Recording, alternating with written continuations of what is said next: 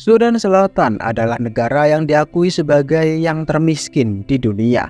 Meskipun berdiri di atas tanah yang kaya akan sumber daya alam, berlawanan dengan kekayaan tersebut, masyarakatnya hidup dalam kemiskinan yang mendalam.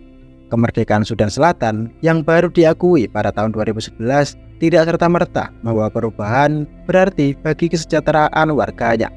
Sebaliknya, kemiskinan telah menjadi bagian dari kehidupan mereka sehari-hari. Sudan Selatan, negara termuda di dunia. Sudan Selatan yang resmi merdeka pada 9 Juli 2011 adalah negara paling muda di dunia. Terletak di timur Laut Afrika, negara ini memiliki luas wilayah sekitar 619.745 km persegi dengan populasi sekitar 11,5 juta jiwa. Meski baru berdiri, Sudan Selatan langsung mendapatkan status sebagai warga termiskin di dunia, menggantikan Burundi yang sebelumnya menyandang predikat tersebut. Lebih dari 82% populasi Sudan Selatan atau sekitar 9,4 juta orang harus hidup di bawah garis kemiskinan. Kehidupan sehari-hari mereka dipenuhi penderitaan, jauh dari kesejahteraan yang diimpikan oleh masyarakat dunia modern. Sejarah panjang yang melingkupi Sudan Selatan, termasuk kolonialisasi dan perang, turut memperburuk kondisi di negara ini. Sejarah singkat Sudan Selatan. Nama Sudan berasal dari bahasa Arab, Bilad as-Sudan, yang berarti tanah orang kulit hitam. Nama ini merujuk pada wilayah geografis yang meliputi bagian barat Afrika, Sudan Selatan, dan bagian timur Afrika Tengah. Dalam sejarahnya, wilayah Sudan Selatan menjadi sasaran penjajahan, penaklukan, dan perdagangan budak, sebelum akhirnya memperoleh kemerdekaannya pada tahun 2011. Setelah merdeka, Sudan Selatan menjadi negara ke-54 di Afrika yang diakui kemerdekaannya. Pada 14 Juli 2011, Sudan Selatan juga bergabung sebagai anggota ke-193 di PBB. Negara ini juga menjadi anggota Uni Afrika, dan pada tahun yang sama, Google Maps mulai mengakui kemerdekaan Sudan Selatan melalui inisiatif pemetakan secara crowdsourcing. Kondisi sosial dan budaya Sudan Selatan.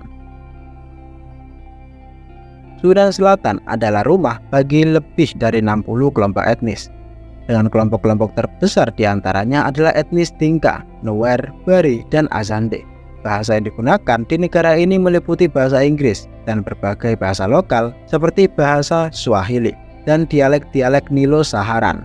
Selain itu, penduduknya menganut agama Islam, Kristen, dan serta kepercayaan animisme tradisional Afrika. Sayangnya, kemiskinan sangat mewarnai kehidupan sehari-hari masyarakat Sudan Selatan. Sebagian besar wilayahnya masih terbelakang tanpa akses ke listrik atau air bersih.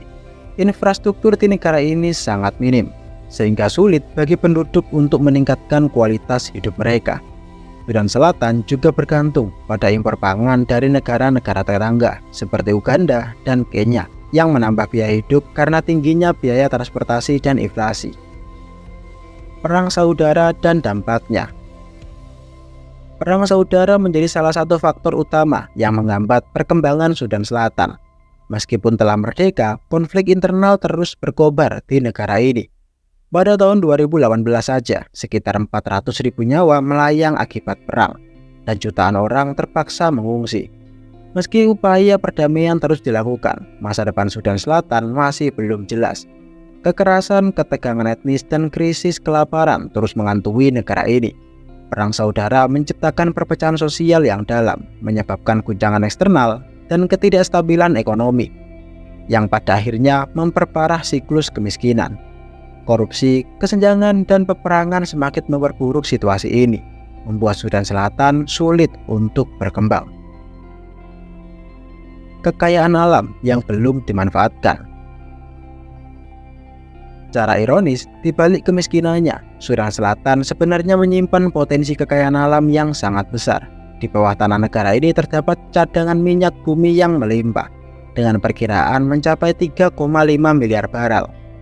Ini menjadikan Sudan Selatan sebagai negara dengan cadangan minyak terbesar ketiga di Afrika setelah Nigeria dan Angola. Namun hingga saat ini, sekitar 90% Cadangan minyak dan gas Sudan Selatan masih belum dimanfaatkan. Setelah merdeka pada tahun 2011, minyak diharapkan menjadi sumber pendapatan utama yang bisa menggerakkan perekonomian negara. Sayangnya, korupsi dan konflik berkepanjangan menghambat pembangunan di negara ini, membuat kemajuan yang diharapkan menjadi tidak terwujud. Selain minyak, Sudan Selatan juga memiliki lahan pertanian yang subur dan populasi ternak yang besar, dengan lebih dari 60 juta sapi, domba, dan kambing. Sayangnya, potensi besar ini belum mampu mengangkat perekonomian negara dan kesejahteraan penduduknya, mengingat konflik internal dan pemerintahan yang korup terus menghambat perkembangan. Masa depan yang tidak pasti. Secara keseluruhan, Sudan Selatan menjadi salah satu negara paling menyedihkan di dunia. Meskipun kaya akan sumber daya alam, kekayaan ini belum mampu memberikan dampak positif bagi masyarakatnya. Konflik sosial, ketidakstabilan politik, korupsi, dan minimnya infrastruktur terus menghambat pembangunan negara. Kan masih dianugerahi kekayaan alam, rakyat Sudan Selatan masih terjebak dalam lingkaran kemiskinan yang sulit dipecahkan. Pembangunan yang berkelanjutan di Sudan Selatan memerlukan upaya besar, baik dari pemerintah setempat maupun komunitas internasional.